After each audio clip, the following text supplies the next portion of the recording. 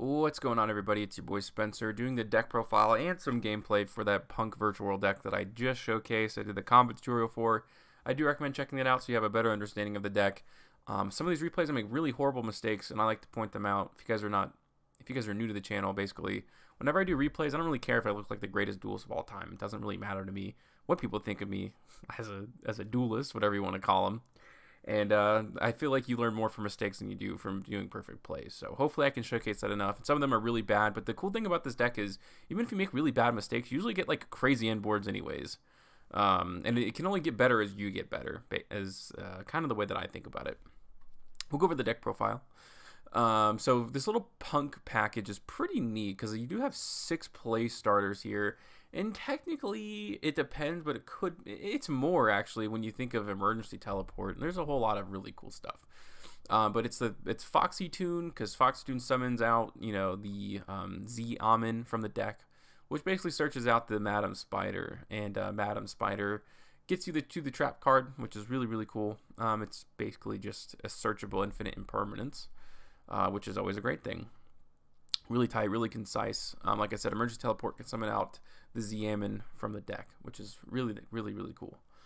With this card at 3, because the crazy thing about this deck, or not crazy, but the thing about Virtual World is normally plays Pot of Desires, like standard, and it's only a 1 now, but you can't play it in this deck because you do have really important combo pieces like Colt Wing and Despot 001 that I'm not willing to risk at all. I mean, there's actually a fairly high chance, I would guess, that you're going to go ahead and use that card. So I feel like the consistency is now helped because Emergency Teleport is better than Pot of Desires in this deck just in general. Going on to the Virtual World stuff, it's a pretty small package all in all. I don't even know if these are the standard like ratios, but this is why I play them, and I'll tell you why. You do want to see like multiple names, right? Like it's super important. So I run 1 Lily. It dumps 2, which is pretty cool. And I do run the 3 Lulu, the 3 Lao Lao, the 1 Nian Yin because it can be cool, a decent extender, and the 1 Gigi. Now, if you're wondering why I'm playing these random one-ofs, one of them being that you're running 3 of these, right? So there's a decent chance that you'll have it in your opening, and if you do, when you get that search off a Cupid pitch, you need to grab a monster with 600 defense. Now, Z-Amin also fills that, but you want an extender, right? So if you already have the Lulu, you still want something to search. So it's really important. So that's the one of the Lili.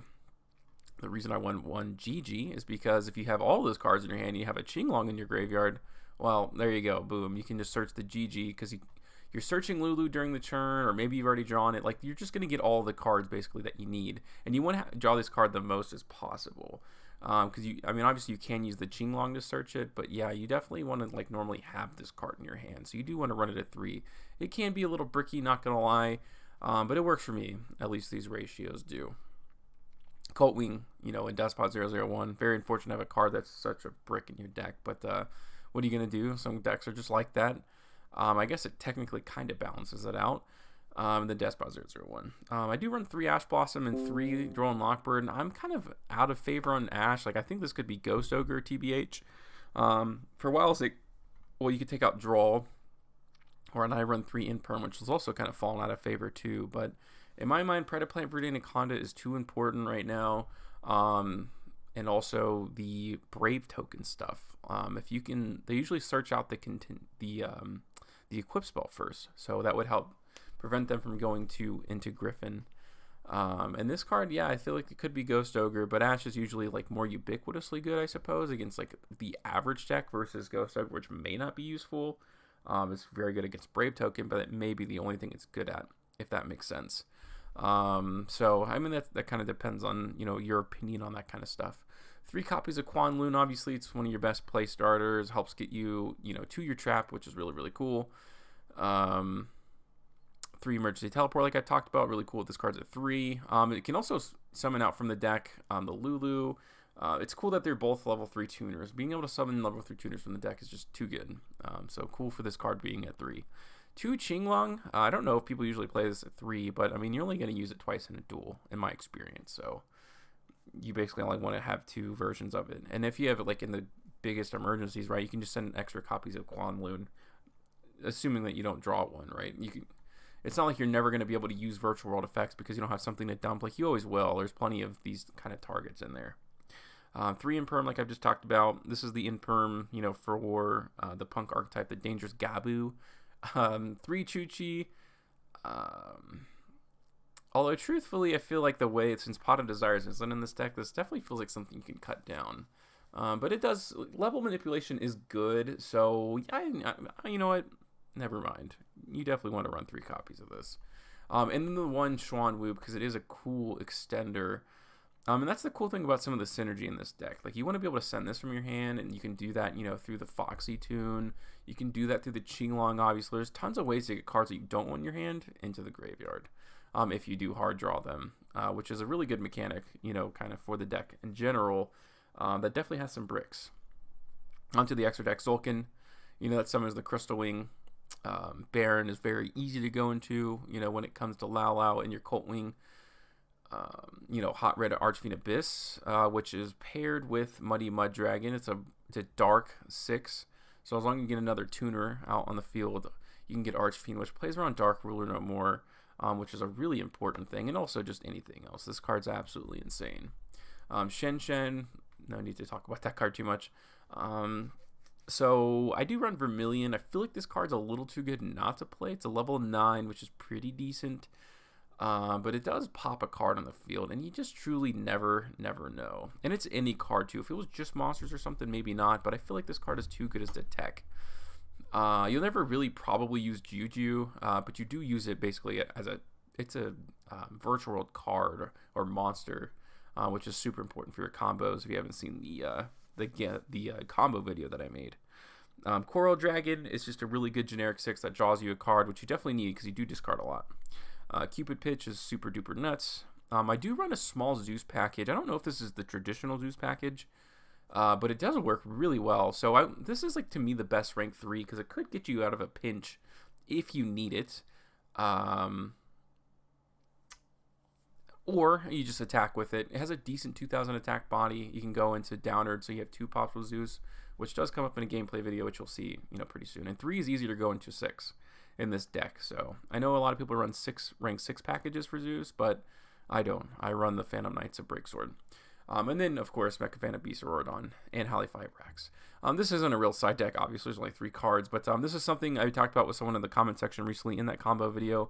So I want to tell them thank you, first of all, for bringing this up. But, Beatrice can send Scythe, and then you can tag out your floor and bring back Scythe to Scythe lock your opponent, which is pretty good all in all. And also Chen Ying is also very good because of Shen Shen. It's like a really good synergy there. So appreciate that comment. I think it's pinned, if I'm not mistaken, but there aren't that many comments on that video anyways. So you'll see it. We had a little bit of discussion. It was pretty cool. I'll show you just a few gameplay videos. It's a very straightforward kind of deck. We'll go here, I suppose. Hopefully they're good. I don't know if they are. Okay, so he's got Kaiju, so he's obviously going second deck. He's playing a danger deck, which is kind of cool, I suppose. And a little bit of an awkward hand, so I'm going to have to, hopefully get something pretty good. My Chuchi's not online, but Imperm is, and this is. And now once I get into this, like, it's pretty much over at this point, right? Because I can go into Hulk here. He does have Their Chameleon 1, and I wonder when he ends up using it. I feel like it's, like, too late. I don't know. It feels like this would be the time, but Cupid Pitch can come down. I can go ahead and decrease its level, pop a couple cards, including itself, bring back the Cult Wing. I'm going through the standard combos, not knowing, what he's playing. And maybe in his mind he's thinking Interrupted Kaiju Slumber is going to get it done, but finally he flips up to Their Chameleon 1. And we'll see if I can do anything else. But you do actually get to pop a card. So, like, I just said, like, you'll never use this card, and here I am using the card, for my combo. So shout out to me. I can bring this back. That'll, trigger the Niang Niang. I can go into a Baron. I can do a lot of really cool stuff here and probably go for lethal, I'm guessing. Yeah, just kind of a awkward way to do it. A little strange, but it did get the job done. So, again, I don't know why you waited so long for Their Chameleon 1, so maybe not the best duel ever, but some of these are kind of cool. Most of them are just kind of different. This is Mr. Rune, and man, this is just a really popular deck, no doubt about it. That does gain no attack. It's inconsequential, obviously. But I can go ahead and normal summon there, go ahead and get the trap there. And, luckily didn't have any hand traps. Otherwise, I never would have been able to use Lulu. In any case, I can bring back the Despot 001. I'm pretty sure this is like essentially full combo. It's, you know, pretty darn good. I can pop this, bring back the Colt Wing, and I've talked about it before, but you do want to pop even though you don't get Despot 001 multiple times, the level 1s are kind of awkward in this deck. Only for Cupid Pitch is it really that good. I can go into Coral Dragon, I can go into Qinglong, which is going to search me a Lao Lao. I had extra copy of Ash, so I might as well discard that one. And then I can bring this back, I can go into a Zulkin, which is going to draw me an additional card. It ends up being a Qinglong, kind of unfortunate. But I think I'll be alright, right? So I can discard that again. I've talked about that before too. So a Shen Shen, a Floor, a Crystal Wing Negate, a Pop, and a Infinite Impermanence here. So he is going to go ahead and try to use the Gary. I will go ahead and negate there. And he's going to go ahead and special summon again. This is not a once per turn, which is kind of funny. This can't be destroyed by card effects, so it's kind of a misplay by me. He's going to get through 2 of my negates there, so he is, going through it. But he did end up surrendering. Interesting. I don't actually know why he did that, but of course I had a lot of, there's a lot going on here. I was way ahead in the duel, if you haven't noticed just quite yet. And just 3 more. These are a little more interesting, I would say. So he's playing Eldritch, which a lot of the Cybers Eldritch deck, which is going around pretty heavily right now. I guess he's playing Red Eyes Fusion, but I think he's playing 3 copies, which I guess is kind of cool. And it's probably not the worst thing to draw, yeah. So he's playing multiples. So he does go there for the Predaplant Verde and Naconda. So I'm going to have to get a little creative here, to get around. He also has Effect Veiler. I am not a lobbyist for setting bluffs, because who cares about bluffs, man? You're going to lose anyways. There's too many ways to get rid of cards nowadays, in my opinion. But okay, he's going to negate the Lulu, which I can't really blame him for. But yeah, here's the Breaksword combo.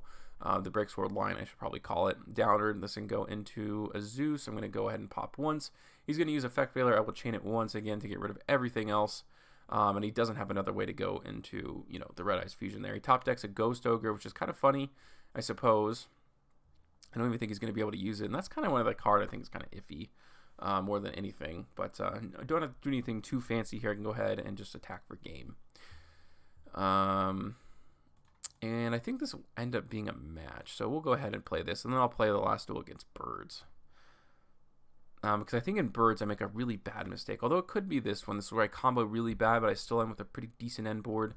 He does go for Ghost Ogre there again, but it doesn't do anything. I can discard a Qinglong. I drew both copies, which kind of stinks, but no big deal at the end of the day. It's more than anything just unfortunate. So even through the Ghost Ogre, I can go ahead and go through, my standard combos. I don't have any super extenders, so probably no Hot Red Archfiend Abyss. But everything else is more than likely going to come down. Although no. So I did this right. It's not until the last one where I goof up twice. All right, so there goes the Juju. Pretty neat. I can go ahead and grab this, and like I said, that's why you play 1 copy of Lily, because I already had the copy of the Lulu in my hand, so that's kind of where it works out. I can go ahead and target there. I can dump, the Nian Yan. I can draw a card. It ends up being Imperm. I'm going to discard the Imperm here because I do already have another Imperm, quote unquote. And then I think this was it. Yeah, kind of a wonky board. He does go for Lava Golem there. So again, I'm trying to showcase you not the best hand ever, but just decent stuff, right? And I'm sure there are probably better lines I could have gone through too, but I do have a lot of follow-up here, so I do take a little bit of damage there with the Lava Golem. Qinglong is going to search me. I can go ahead and drop the Joel Operator. It's not going to be useful at this point in the duel. I can bring a couple of these things back. He's going to use the Solemn Judgment there, kind of seeing that I was going to go for a Hot Red, which is pretty cool for me. I mean, that's great. I'm going to go ahead and let the Scarlet come through. Everything gets banished, so this is an amazing card against Eldritch, which is pretty cool. He's not going to be able to get over anything, and also I'm going to once again during my turn pop and just start banishing his Eldritch monsters, which it's just really bad against him. So here I have a really good hand. Seeing Lulu plus Hulk, however that is just, it's too good. I can get rid of another Foxy. I haven't never been normal summoned yet, I don't think. Or no, maybe I did actually, never mind. So I do need this combo to go through, but I am going to have a really decent form of disruption. Now, unfortunately, Shen Shen doesn't do anything, literally doesn't do anything against this deck, which kind of stinks. But here, I don't even get the effect of Cult Wing because I need to summon 2 tokens. So I'm really behind the 8 ball here, of course. But I'm still able to, you know, do some pretty cool stuff here. So I'm going to go ahead and dump the Qinglong. I can also send a Xuanwu. I can grab the Quan Loon. I'm going to be able to banish a couple of these. So I am going to get that pop, which is really important against their field spell mostly. I can go into a Shen Shen there, not knowing, you know, what I'm playing at this point. This can go into a Baron. So I do have an Imperm. I have a pop. Everything is banished, which could theoretically be good, but it's not against this deck. And an Omni Negate. So I'm going to go ahead and pop this upon using the effect. I can send those back into the deck. And I know as long as I can Imperm the bird here, he didn't draw into the, what's this card called? Fluent Reason, Advent of Adventure. He tries to activate, you know, the Harpy's Feather Storm. I'll go ahead and negate there, signaling the end of the duel. So, again, that was really, really bad because of the way I handled. I didn't go into Cupid Pitch. I didn't go into the Mecha Phantom Beast tokens. So, none of that was good. Still was way more than enough to kind of end that game, which is awesome to play a deck that I think gives you leeway to learn. This is like, I wouldn't say this is a great starter deck, but this is a really, really good intermediate deck if you want to start getting into more serious decks in Yu-Gi-Oh, I believe. But let me know what you guys think in the comment section down below. Other than that, that's going to do it for today's video, and I'll see you guys next time.